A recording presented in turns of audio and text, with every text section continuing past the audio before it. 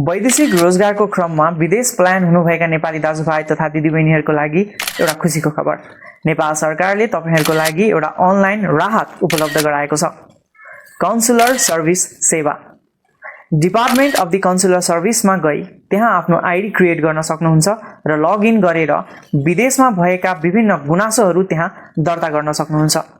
विदेशमा भएका समस्या जस्तै वैदेशिक रोजगारको क्रममा भएका समस्याहरू, तलब नपाएको, ठगी वा अन्यायमा परेका समस्याहरू, क्षतिपूर्ति नपाएको सम्बन्धी गुनासो, जेलमा रहेका नेपालीहरूको समस्या, मृत्यु भएको व्यक्तिको शव नेपाल पठाउँदा हुने समस्याहरू, अन्य कुनै आपतकालीन वा व्यक्तिगत गुनासोहरू समेत त्यहाँ दर्ता गर्न सक्नुहुन्छ। यो वेबसाइटमा तपाईको गुनासो दर्ता गर्न मात्र नभएर तपाईले दर्ता गरेको गुनासो कुन प्रक्रियामा अगाडि बढ्दैछ, कहाँ पुगेको छ र त्यसको अवस्था के छ त्यो पनि तपाईले अनलाइनबाटै हेर्न सक्नुहुन्छ। यदि तपाई विदेशमा रहँदै बस्दै आइरहनु भएको छ र तपाईलाई कुनै पनि प्रकारको गुनासो वा समस्या छ भने यो प्लेटफर्म तपाईको लागि हो। यसको भरपूर फाइदा उठाउनुहोस्। नमस्कार।